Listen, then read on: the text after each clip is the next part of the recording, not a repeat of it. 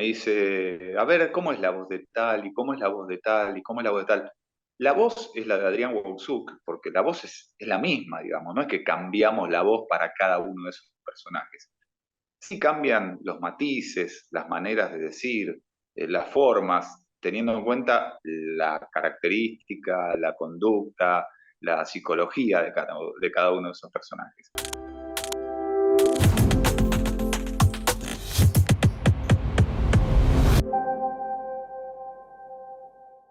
Amigos, ¿cómo están? Yo soy Carlos Agaón, feliz de estar aquí en el canal una vez más con otra entrevista. Platiquemos de doblaje y ustedes me habían dicho que les gusta conocer pues la industria del doblaje latino desde diferentes trincheras, desde diferentes áreas.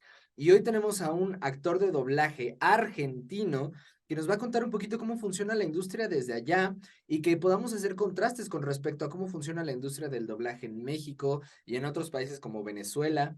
Estoy muy feliz de recibir a Adrián Wowsuk. ¿Cómo estamos? ¿Cómo estás, Carlos? Mucho gusto para mí, muy contento de estar en este diálogo contigo y de reencontrarme o encontrarme con muchos amigos de todo el continente eh, que siguen mi trabajo, mi carrera en el mundo del doblaje, que me hacen saber su beneplácito por algunos de los personajes que interpreto, así que muy contento por eso. Feliz de que estés por acá. Y cuéntanos un poquito cómo te empezó a interesar este mundo del doblaje, cómo lo descubres y cómo entras en él. Bueno, es una historia que comenzó en el año 2000, en mi caso. Estamos hablando de hace 23 años, cuando yo cursaba la carrera de locución, en primer año de locución, aquí en Buenos Aires, Argentina. Vi un aviso en una cartelera del lugar donde yo estudiaba, en el que un estudio de doblaje, que fue uno de los pioneros del doblaje en la Argentina, Palmera Record, eh, abría las puertas de su casa para hacer una suerte de curso de doblaje y de neutro para aquellos que estuvieran interesados y que tuvieran que ver con las ramas actorales o de la locución, como era mi caso, que estaba estudiando esa carrera. Así que me dio muchísima curiosidad el hecho de que se pudiera abordar ese curso. Yo realmente no sabía que en la Argentina se estaba haciendo doblaje. Si bien en el 2000 ya hacía varios años de que Argentina aparecía en el mapa de la industria del doblaje, el trabajo todavía era incipiente. No tiene nada que ver con el volumen que se maneja hoy en día y que a través de estas 2 décadas en las que yo estoy dentro de la industria, bueno, ha crecido muchísimo. Y yendo a Palmera Record, en un curso que se ofrecía los días sábados por la mañana, tuve mi primer incursión en el mundo del doblaje, totalmente sorprendido de que eso se estuviera realizando en Argentina. Yo me recuerdo de chico tratando de imitar o reproducir aquellas cosas que escuchaba en las series o en los dibujos animados que estaban doblados y que provenían de México, por supuesto. Y bueno, y yo me recuerdo jugando, no sé, a la guerra o a los soldaditos, reproduciendo aquellas frases que escuchaba. Y se ve que, bueno, algo de eso había quedado escondido dentro de mí. Eh, Se me daba con bastante facilidad poder introducirme en los vericuetos del neutro y hacerlo de una manera decente, aunque bueno, a lo largo de todos estos años fui puliendo mis técnicas y además le encontré la vuelta a ese clic tan inusual que tiene la carrera del doblajista y que para muchos no es tan fácil, que es mirar la pantalla, escuchar lo que el actor de voz original el actor original está diciendo y hablar encima de eso, darle interpretación y hacerlo sin equivocarse, o tratando de equivocarnos lo menos posible. Así que ese chip enseguida lo agarré y en el año 2000 empezó mi carrera en este mundo tan hermoso. Es un mundo maravilloso y sin duda alguna, qué padre que haya ya otros países que hacen doblaje cada vez más. ¿Cómo has visto tú la industria del doblaje en Argentina? Porque pues digo, platicamos con mucha gente de México, que es la cúspide del doblaje latino, pero pues ya hay muchas industrias que también cada vez van agarrando más y más y más cosas. ¿Cómo lo ves allá en Argentina? Bueno, yo creo que el crecimiento fue realmente muy notorio, muy visible. desde que yo arranqué en 2000 hasta el momento. Si bien entiendo que todavía tenemos muchísimas cosas que pulir, sobre todo en la naturalidad de la actuación, no es tan fácil pasar de la manera que hablamos los argentinos en la diaria o el porteño, el nativo de Buenos Aires en el día a día o en lo cotidiano y ponerle el chip del neutro para poder acercarnos a lo que se necesita en el doblaje en castellano neutro. Así que ese es un primer paso que hay que dar y darlo bien. Y después, bueno, lograr la naturalidad en la actuación para que cuando uno esté escuchando un doblaje no se acuerde que está escuchando un doblaje. Creo que eso es muy importante, ¿no? Como que seguir la historia sin estar prestando de manera que no haga ruido la actuación de la voz en castellano neutro es uno de los objetivos para mí más importantes y más difíciles de lograr. No es tan fácil lograr esa naturalidad, sobre todo cuando tenemos que interpretar personajes en productos de ficción, como películas, como series. Bueno, la actuación se va madurando de a poco. Yo no soy actor de profesión, nunca estudié actuación. Todo lo que he incorporado lo hice a través de la práctica, de mi tarea diaria de doblaje y mis herramientas como locutor. Pero no tengo formación actoral, muchos de mis colegas sí la tienen, y en mi caso lo que fui adquiriendo lo fui solventando a través del oficio diario, ¿no? De la práctica. Pero la industria ha crecido muchísimo en la Argentina y creo que más allá de eso hay un antes y un después de la pandemia para la industria del doblaje argentino. Ok, qué interesante. Ahora bien, nos decías, y por supuesto es un tema que hay que tocar, el tema de la neutralidad de la voz, que digo, per se no existe una neutralidad de la voz, ¿no? Pero sí, el acento argentino es un acento muy marcado, aparte muy conocido, y pues a veces en doblaje tenemos que tener esta neutralidad. Entonces, ¿cómo lo trabajas? ¿Cómo lo trabajaste?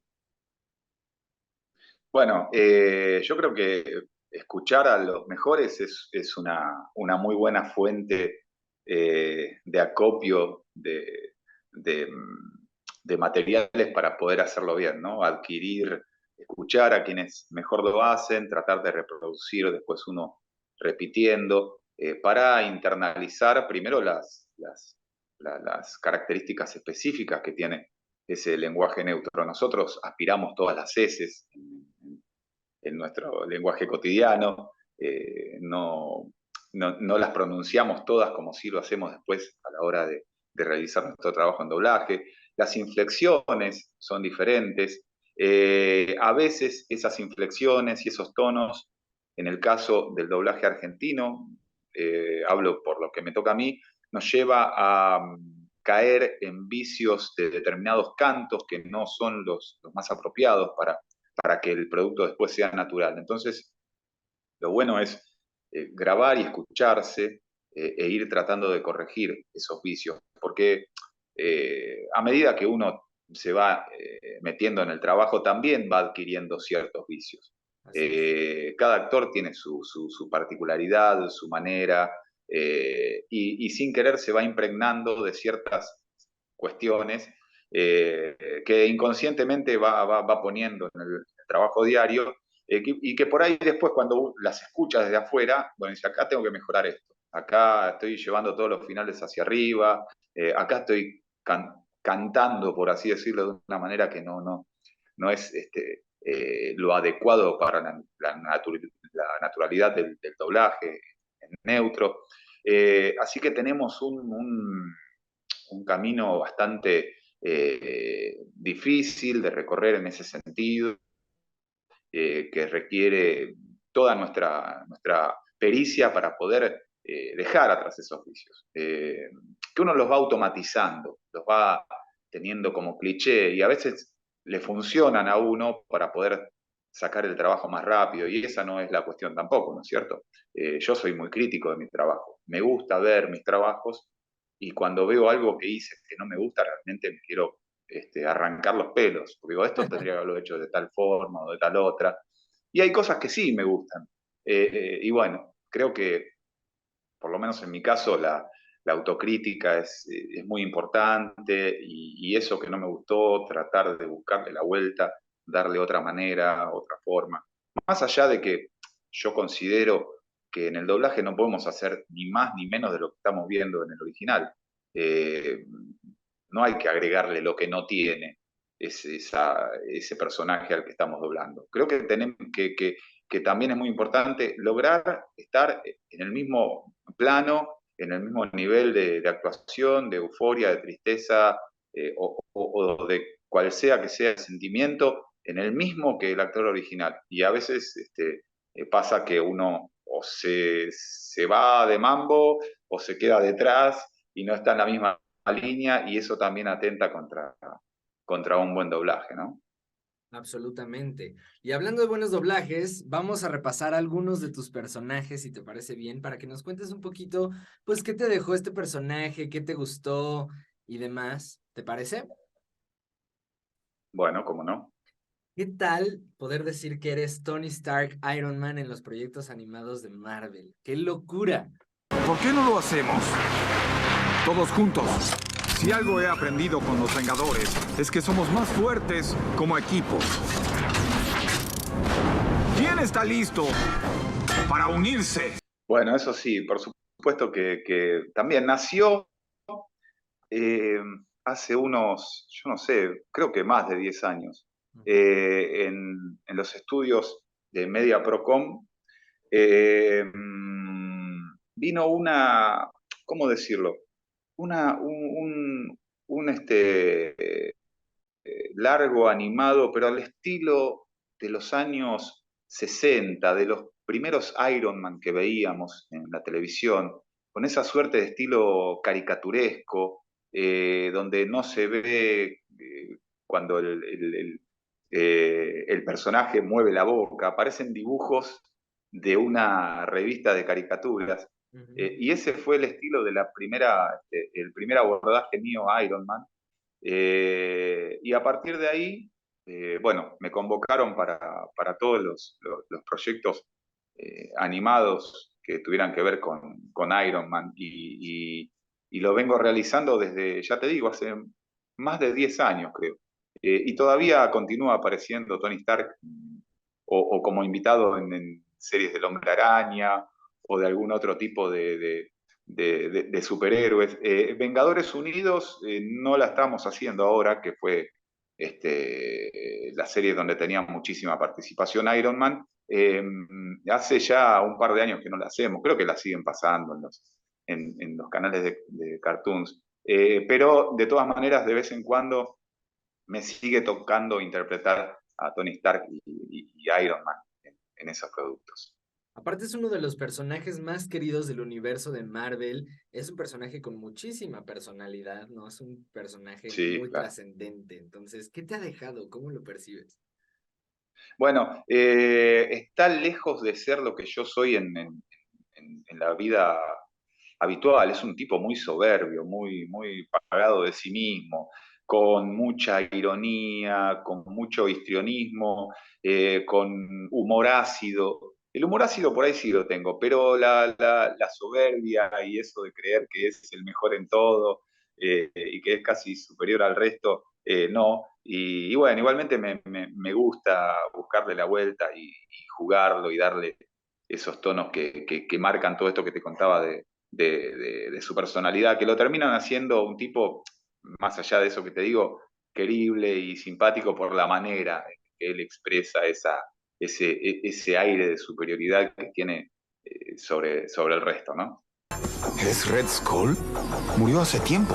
Los satélites confirman coincidencia de telemetría corporal. Es el señor. Carga esas coordenadas a mi sistema de navegación y calienta mi comida. Cazar a Skull siempre me da hambre. Es un personaje, la verdad, con mucha tela de dónde cortar. Me parece un gran trabajo el que haces con este personaje, al igual que con otro que quiero mencionar. Es increíble, ¿no? El impacto que ha tenido The Walking Dead en los últimos años es impresionante y haces a Daryl. Estaban buscando a un sujeto. Anoche dijeron que lo habían encontrado. Yo me quedé atrás, pensaba irme. Pero me quedé. Claro, y ahí tenemos casi la contraposición del tema, porque, como vos decís, Daryl es un personaje muy importante del universo de Walking Dead, con muchos fanáticos, con gente que lo quiere mucho, y eso me consta porque, bueno, a lo largo de todos estos años recibo saludos de centenares de amigos que me agradecen la manera en que lo interpreté y están contentos con cómo lo hice. Y es un personaje, bueno, diametralmente opuesto en cuanto a que es muy parco, no es para nada verborrágico, dice lo justo y necesario, muy rara vez expresa emociones, y habla más con gestos que con palabras. Y desde ese punto de vista a veces es difícil de interpretar el personaje, darle justa la medida justa, para que en las pocas palabras exprese fielmente el sentimiento de ese personaje, ¿no? Si bien ha tenido sus momentos más destacados en cada capítulo, por ahí habla más o menos, pero en general es una persona de tonos muy bajos, como ya te digo, poca expresividad, que actúa más que hablar. Y bueno, a pesar de eso, he logrado imprimirle algo que ha sido para los fanáticos de la serie bueno, y me lo han agradecido, y estoy muy contento de haberle dado vida a ese personaje. Después, o mejor dicho, hace poco tiempo, tuve que darle la voz a Norman Reedus en una serie en la que él transita o recorre distintos lugares del mundo en la moto, al igual que hace Daryl, e invita a muchos compañeros de elenco de Walking Dead, y ahí ya la forma es absolutamente distinta, un tipo miedoso, mucho más verborrágico, mucho más simpático que el original, así que también fue un desafío para mí no quedar fuera de registro con ese Norman Reedus, que no era Daryl Dixon, a pesar de que también andaba en moto y se codeaba con distintos personajes de la serie de Walking Dead que eran sus invitados en esos recorridos. Qué interesante. Y es que esa es una de las maravillas del doblaje, ¿no? Que te permite hacer personajes diametralmente opuestos entre un Tony Stark con todo lo que conlleva a un Daryl que con poco dice y transmite mucho, o el mismo actor Norman, ¿no? Y sus diferentes interpretaciones. Yo creo que esa es una de las cosas más ricas que nos permite el doblaje, ¿no? Toma un trago. Cuando la medicina llegue a la gente, voy a molerte a palos, ¿entiendes? ¿Oíste? Sí, por supuesto que sí. Y hay algo que por ahí está un poco relacionado a esto. Mucha gente que no es del ámbito del doblaje me dice, a ver, ¿cómo es la voz de tal? ¿Y cómo es la voz de tal? ¿Y cómo es la voz de tal? La voz es la de Adrián Waussuk, porque la voz es la misma, digamos, no es que cambiamos la voz para cada uno de esos personajes. Sí cambian los matices, las maneras de decir, las formas, teniendo en cuenta la característica, la conducta, la psicología de cada uno de esos personajes. La voz sigue siendo la de Adrián Waussuk, pero adaptada a el sentimiento, el corazón, el alma de ese personaje. Y la voz de Daryl y la de Tony Stark es la misma, solo que cambian un montón de otras cosas, que hacen que igualmente mi voz pueda estar en uno y en otro personaje, no tan diametralmente opuestos. Así es, estoy totalmente de acuerdo. Ahora bien, todo el mundo somos conscientes del impacto que ha tenido Breaking Bad en el mundo de la televisión y en el mundo de las series. Y con ello su spin-off que es Better Call Saul, donde hiciste Nacho. ¿Cómo la eliges?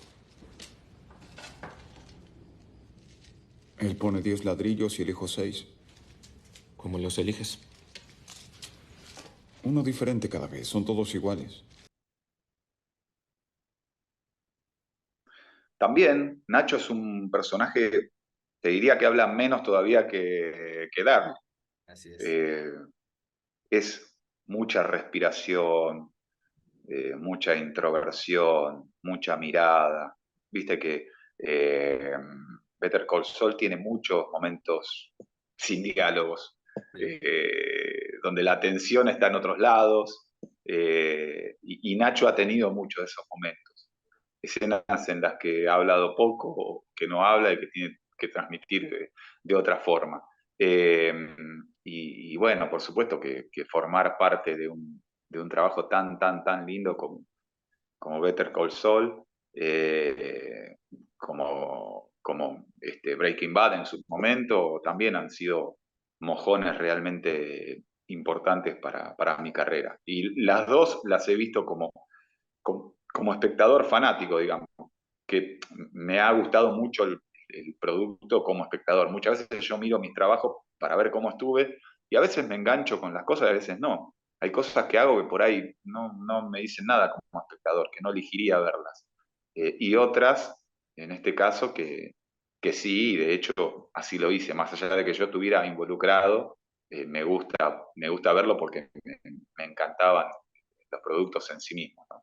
Son muy buenos, yo la verdad es que yo los disfruto mucho. Creo que esa fue la razón por la que dije, me gustaría que Adrián esté aquí en el canal, porque son proyectos fascinantes y que le llegaron a muchísima gente.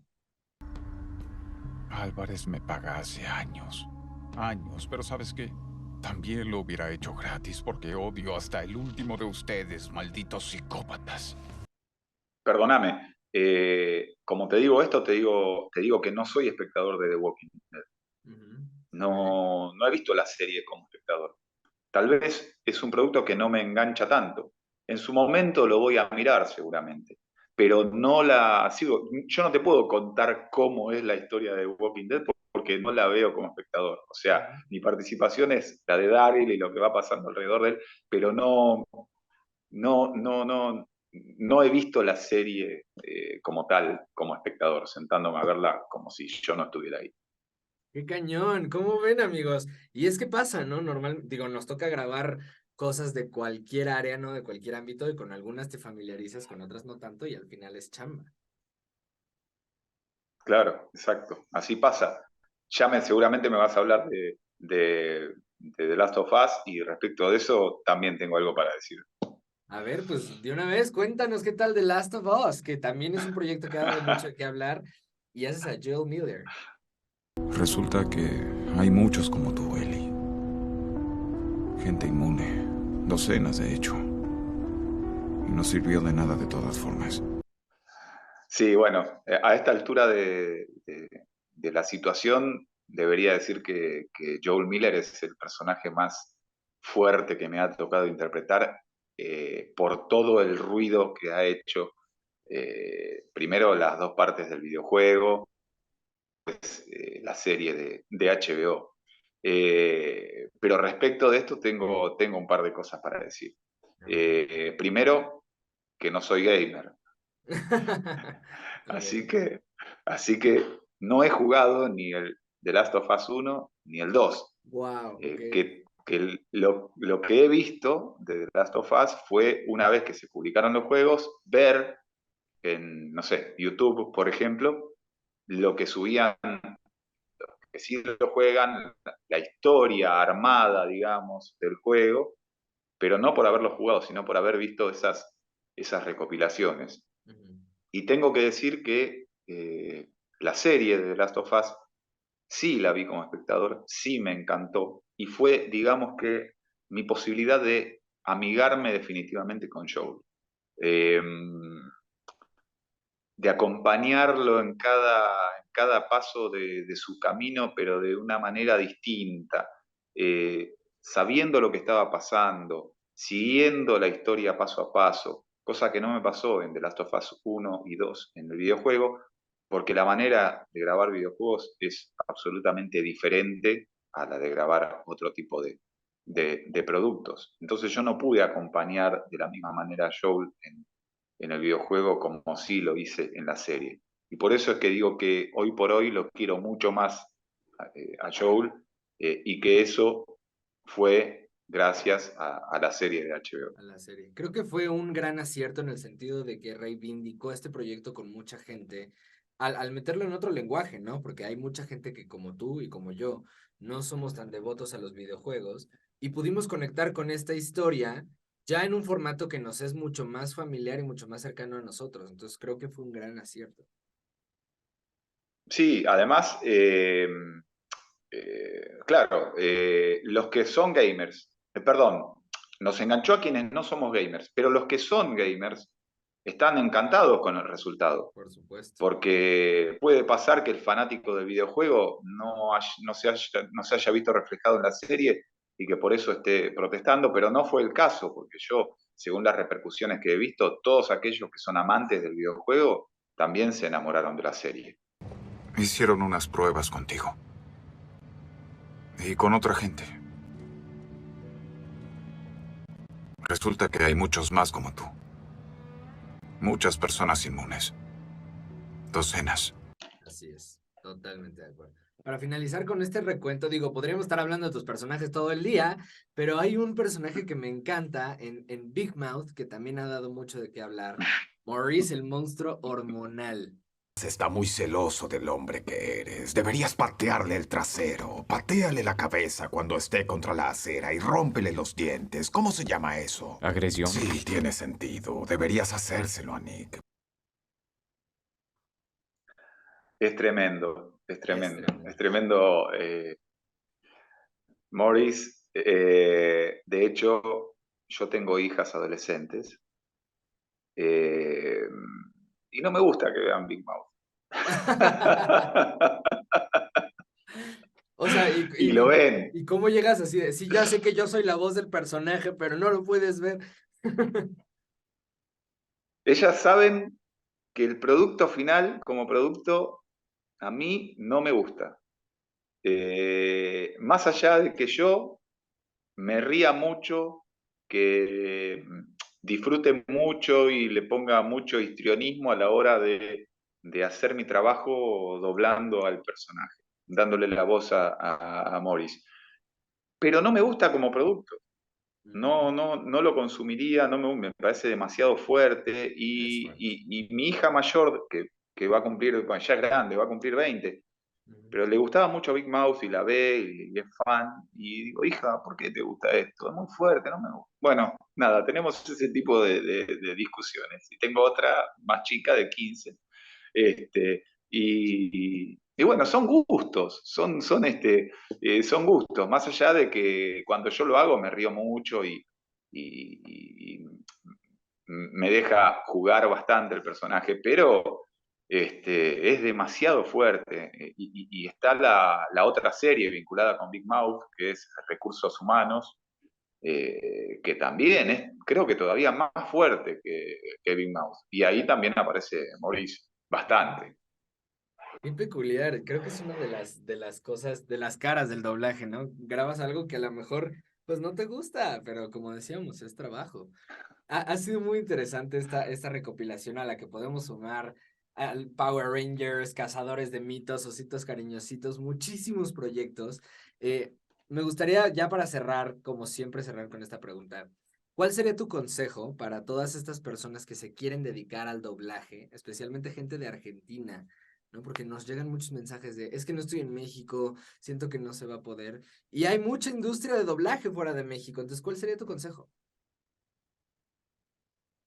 Bueno, antes yo te decía que la pandemia había marcado un antes y un después en la industria del doblaje, al menos en la Argentina. ¿Por qué digo esto? Porque hasta antes de la pandemia la presencialidad era del 100% y después de la pandemia, incluso hoy, la presencialidad no se recuperó.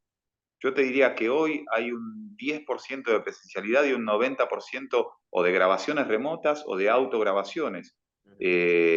Todos los actores de doblaje en la Argentina hemos tenido eh, digamos, que dar vuelta a una perilla, cambiar nuestras maneras, incluso lo digo por mi experiencia propia, porque yo siempre fui muy malo con la tecnología y ese fue el clic para que yo dijera, bueno, hay que tener tal micrófono, hay que tener tal software, hay que aprender a usarlo, cosa que yo no lo hacía con anterioridad y que a partir de la pandemia fui obligado a hacerlo y ahora, bueno, casi todos mis trabajos son en mi home studio, más allá de que algunos sí los haga de manera presencial en los estudios. Y eso ha, digamos, perjudicado un poco a los nuevos valores del doblaje, porque lo que hacíamos los nuevos actores en su momento, cada uno de los que ingresó al mundo del doblaje, era ir a los estudios, darse a conocer, poner la cara, que es muy importante, escuchar in situ cómo graban los actores que tienen mayor experiencia. Y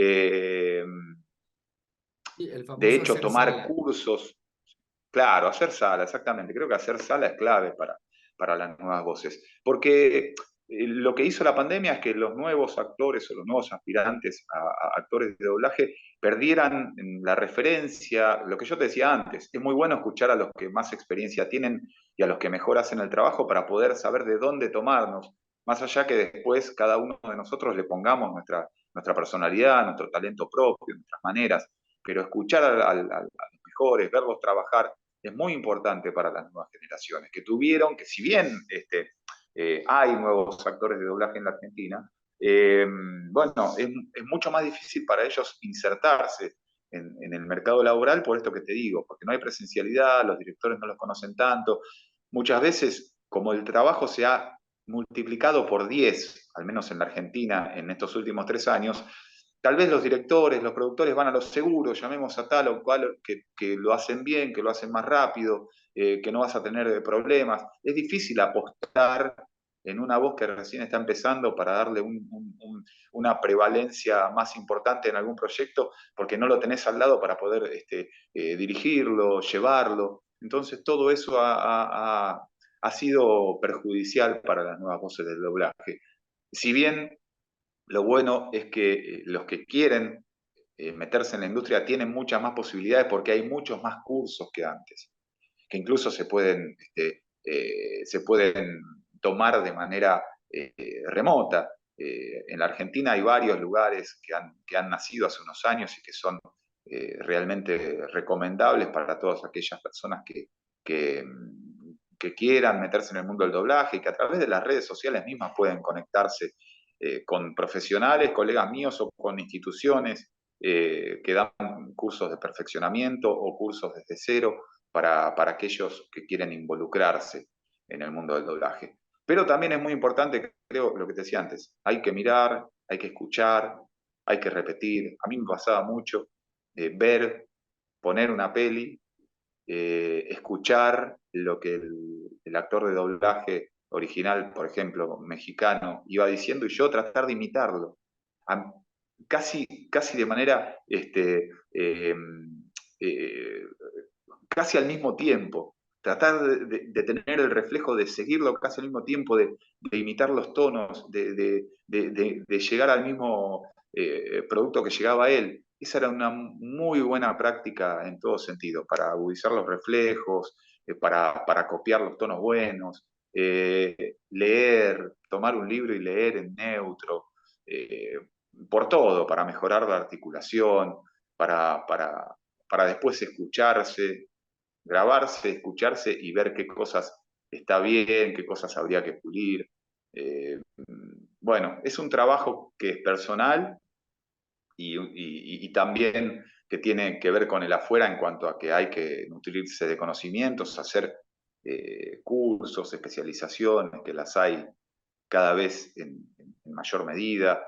Yo sé que un compatriota mío, colega y maestro, al cual le agradezco porque siempre digo que ha hecho un clic en mi carrera, que es Nicolás Frías, que trabaja allí en México, da también algunos cursos y yo lo recomiendo a gente que me pregunta, porque también recibo muchas consultas. Eh, bueno, en un sentido fue bravo para los nuevos actores y en otro también es beneficioso que haya mucho más lugares donde se pueda aprender, o de manera presencial o de manera remota. No hay pretexto, amigos, sí hay dónde prepararse y sí hay cómo empezar. Adrián, muchísimas gracias por tu tiempo, por todo lo que nos has platicado. Ha sido muy enriquecedor, ha sido increíble repasar tus personajes. Gracias por estar aquí. Gracias a vos, Carlos. Te mando un gran abrazo, te agradezco muchísimo la oportunidad de conectarme con vos con todos tus seguidores. Y bueno, aquí estamos en la Argentina para lo que manden. Eso es todo. Siempre amigos. Eso es todo, muchísimas gracias. Por aquí les vamos a dejar, amigos, las redes sociales de Adrián para que vayan y lo sigan. Y también, por supuesto, para que se suscriban al canal y pues nos sigan en Twitter, TikTok, Instagram y demás. Aquí van a estar apareciendo. Muchísimas gracias por conectarse y nos vemos la próxima semana. Un gran abrazo para todos. Adiós.